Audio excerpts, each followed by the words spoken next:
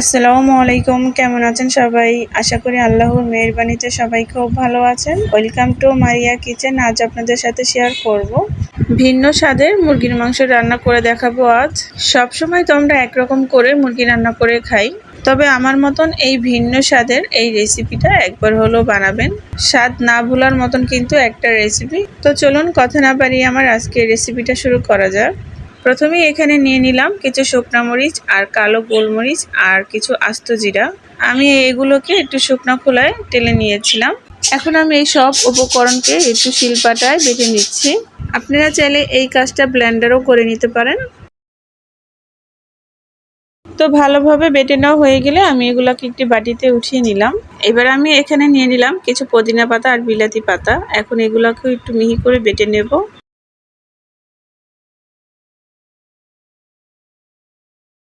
এই তো বেটে নেওয়া হয়ে গিয়েছে। এখন আমি এখানে এক এক করে মুরগির মাংসগুলো নিয়ে নেব। আজকের এই রান্নাটা করার জন্য এখানে আমি 1 কেজি পরিমাণ মুরগির মাংস নিয়েছি। এখন আমি মাংসের পিসগুলো পাটার মধ্যে নিয়ে একটু থেতো করে নেব। এতে করে এই মাংসের মধ্যে এই মশলাগুলো খুব ভালো করে ঢুকে যাবে। তো এক এক করে আমি সবগুলো মাংসই থেতো করে নিচ্ছি। এই তো সবগুলো মাংসই কিন্তু থেতো করে নেওয়া হয়ে গিয়েছে। এবার আমি সবগুলো মাংস একসাথে করে নিচ্ছি। এখন আমি এখানে দিয়ে দিব তখন যে আমি শুকনো মরিচ আর কালো গোলমরিচ আর জিরা গুঁড়ো করে নিয়েছিলাম, ওইটা দিয়ে দেব। সেই সাথে দিয়ে দিচ্ছি এখানে 1.5 চামচ পরিমাণ আদা রসুন বাটা। আরও দিয়ে দিচ্ছি 2 চামচ পরিমাণ ধনিয়া গুঁড়া। আরও দিয়ে দিচ্ছি 2 চামচ হলুদের গুঁড়া আর 1 চামচের মতন মরিচের গুঁড়া।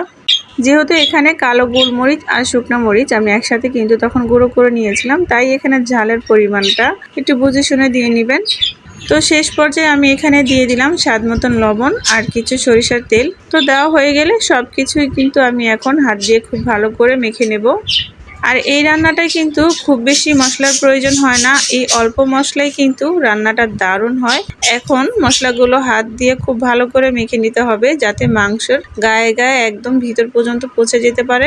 এই তো খুব ভালো করে মেখে নেওয়া হয়ে গিয়েছে। এখন আমি চলে যাব মাংসটাকে রান্না করে নেওয়ার জন্য। তো প্রথমে আমি ফ্রাই প্যানে কিছু তেল দিয়েছি, তেলটাকে আমি গরম করে নিয়েছি। এখন এখানে আমি তেজপাতা, দারচিনি, এলাচ দিয়ে দিলাম, দিয়ে একটু তেলের মধ্যে ভেজে নেব। তবে এই রান্নাটা কিন্তু আপনারা চাইলে পুরোটাই সরিষার তেলে করে নিতে পারেন। এখানে কিন্তু আমি সয়াবিন তেল দিয়েছি। এই তো ভেজে নেওয়া হয়ে গিয়েছে। এখন আমি এখানে দিয়ে দিচ্ছি 1 কাপ পরিমাণ পেঁয়াজ কুচি। এখানে পেঁয়াজের পরিমাণটা একটু বেশি দিতে হবে, যেহেতু আজকে রান্নাটা আমি একটু ভুনা ভুনা করব। তো পেঁয়াজগুলো দিয়ে একটু লালচে কালার করে ভেজে নিতে হবে।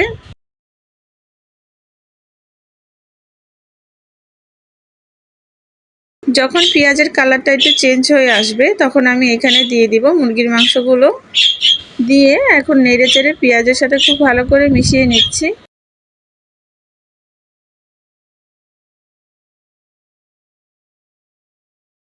তো এখন আমি মাংসটাকে ঢেকে রেখে দিচ্ছি কিছুক্ষণের জন্য। এই তো কিছুক্ষণ পর ঢাকনাটা উঠিয়ে দিলাম। তো এইভাবে আমি পেঁয়াজের সাথে কষিয়ে নিব প্রায় 20 মিনিটের মতন। নেড়ে চেড়ে মিশিয়ে নিয়ে এখন আমি ঢাকনা দিয়ে ঢেকে রেখে দেব প্রায় 20 মিনিটের জন্য। তো 20 মিনিট পর ঢাকনাটা উঠিয়ে দিলাম। আর এরই মাঝে কিন্তু দেখতেই পাচ্ছেন আমার মাংসটা কিন্তু খুবই ভালো করে কষিয়ে নেওয়া হয়ে গিয়েছে। আসলে এই মাংসটা যত ভালো করে কষিয়ে নেবেন ততই কিন্তু অনেক বেশি স্বাদ লাগবে। তো কষিয়ে নেওয়া হয়ে গেলে এর মধ্যে এখন দিয়ে দিচ্ছি পরিমাণ মতন পানি। খুব বেশি পানি দেওয়া যাবে না, অল্প পানি দিলেই কিন্তু হয়ে যাবে। যেহেতু মাংসটাকে আজকে একটু ভুনা ভুনা করে রান্না করব, তাই কিন্তু খুব বেশি পানি লাগবে না।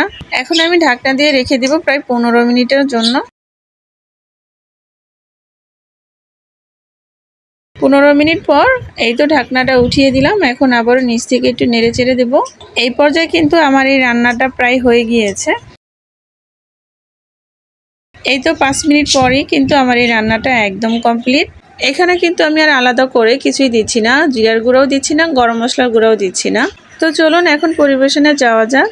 তো মাংসটাকে আমি একটি কড়াইয়ের মধ্যে ঢেলে নিলাম। এই মাংসটা কিন্তু গরম গরম ভাত, রুটি, পোলাওর সাথে খেতে কিন্তু অনেক বেশি ভালো লাগে। যে কোনো কিছুর সাথে কিন্তু খেতে অসাধারণ লাগবে। তো আমার আজকের রেসিপিটা এই পর্যন্তই ছিল। ভিডিওটা ভালো লাগলে লাইক অ্যান্ড সাবস্ক্রাইব করে দিবেন। আল্লাহ হাফেজ।